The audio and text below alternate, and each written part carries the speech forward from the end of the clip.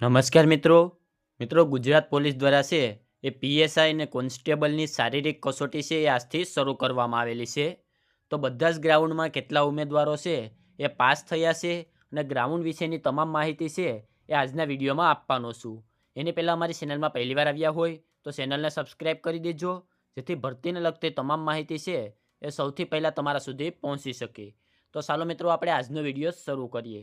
તો મિત્રો અહીંયા જે માહિતી આપેલી છે, જે વિદ્યાર્થીઓ આજે ગ્રાઉન્ડ દેવા ગયા હોય તો તેમના દ્વારા આપવામાં આવેલી માહિતી હોય તો તેમના દ્વારા હું તમને અહીંયા આપું છું. તો સૌપ્રથમ તો આપણે ખેડા ગ્રાઉન્ડની વાત કરીએ તો એમાં ફર્સ્ટ શિફ્ટમાં 200 ઉમેદવારો છે તેમને રનિંગ કરાવવામાં આવ્યું હતું.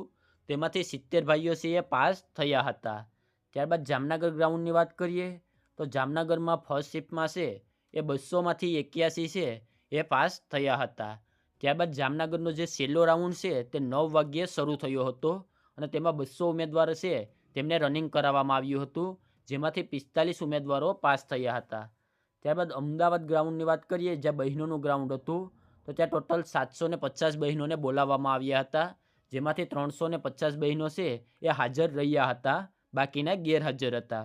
તો તેમાં ફર્સ્ટ શિફ્ટમાં 200 બહેનોને રનિંગ કરાવવામાં આવ્યું હતું, જેમાંથી 62 બહેનો છે એ પાસ થયા હતા. અને સેકન્ડ શિફ્ટમાં છે એ 150 બહેનોને રનિંગ કરાવવામાં આવ્યું હતું, પરંતુ તેમાંથી કેટલા બહેનો પાસ થયા છે તો તેમની માહિતી મળી નથી. ત્યારબાદ જૂનાગઢ ગ્રાઉન્ડની વાત કરીએ તો જૂનાગઢ ગ્રાઉન્ડમાં છે એ તમે વહેલા જાઓ તે મુજબ છે લાઇનમાં વારો આવતો જાય છે. જો તમારે 8 વાગ્યાનું ગ્રાઉન્ડ હોય અને તમે 100 વાગ્યે પૂગી જાઓ તો 100 વાગ્યાવાળા ઉમેદવારો ન આવ્યા હોય તો 8 વાગ્યાને છે તેમાં ઉમેરી અને દોડાવી લે છે. એક સાથે 200 ઉમેદવારને છે એ જૂનાગઢના ગ્રાઉન્ડમાં દોડાવવામાં આવે છે. ગ્રાઉન્ડમાં રહેવાની વ્યવસ્થા છે એ કરવામાં આવેલી છે. જમવાનું તમારે જાતે ગોતવાનું રહેશે. ગ્રાઉન્ડમાં ટોટલ 2 ઘડિયાળ મૂકેલી છે અને તમે કાંટા ઘડિયાળ છે એ સાથે લઈ જઈ શકો છો.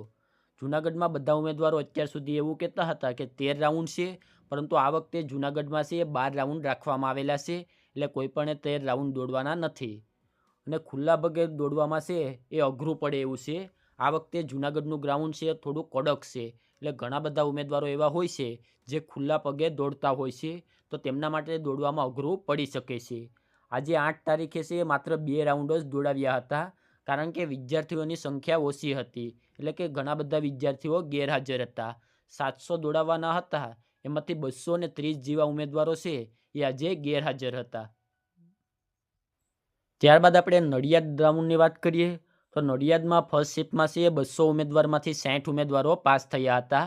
ત્યારબાદ નડિયાદમાં છે સેકન્ડ શિફ્ટ, એટલે કે બીજી શિફ્ટ હોય છે, તેમાં 156 ઉમેદવારોને દોડાવવામાં આવ્યા હતા.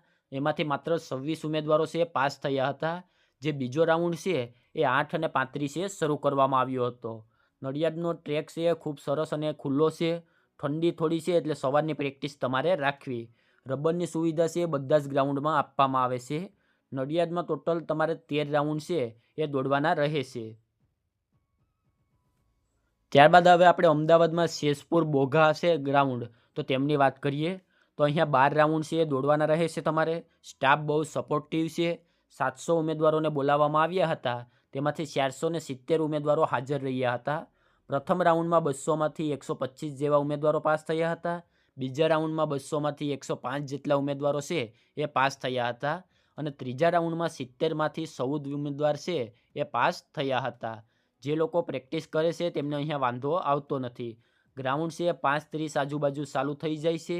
જો બૂટ પહેરીને ટાઈમ આવતો હોય તો ખુલ્લા પગે દોડવાની જરૂર નથી. ક્યાંક નાની મોટી કાંકરી છે એ જોવા મળે છે, તેમ છતાં તમે મોજા પહેરી અને અહીંયા દોડી શકો છો.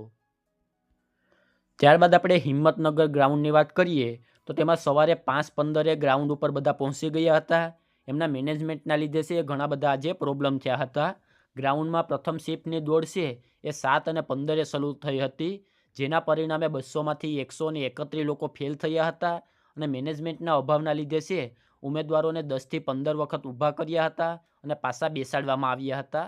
આમાં આપણે મેનેજમેન્ટ ઉપર પણ વાંક ના ઢોળી શકીએ, કારણ કે ઘણીવાર છે એને શિફ્ટમાં પ્રોબ્લેમ આવી જતા હોય તો એમના લીધે પણ છે આ પ્રોબ્લેમ થતો હોય છે. અહીંયા અધિકારીઓ બહુ સ્ટ્રિક્ટ હતા અને સેકન્ડ શિફ્ટ છે એ 9:15 શરૂ કરવામાં આવી હતી. તો એટલા ગ્રાઉન્ડ છે એમની માહિતી મળી છે અને કેટલા ઉમેદવારો પાસ થયા છે તે માહિતી આપી છે. આના સિવાયના જે બીજા ગ્રાઉન્ડ બાકી રહ્યા છે તેમની જ્યારે પણ માહિતી મળશે એટલે આપણે ટેલિગ્રામ ચેનલમાં મૂકી દેવામાં આવશે. તો આપણે ટેલિગ્રામ ચેનલમાં જોઈન ના કરેલું હોય તો વિડીયોના ડિસ્ક્રિપ્શનમાં તેમની લિંક આપેલી છે, ત્યાંથી ટેલિગ્રામ ચેનલમાં જોઈન થઈ જશો, જેથી બીજા ગ્રાઉન્ડ છે જેવા કે ગોંડલ, રાજકોટ, તો તેમની માહિતી પણ તમને ત્યાં મળી જશે.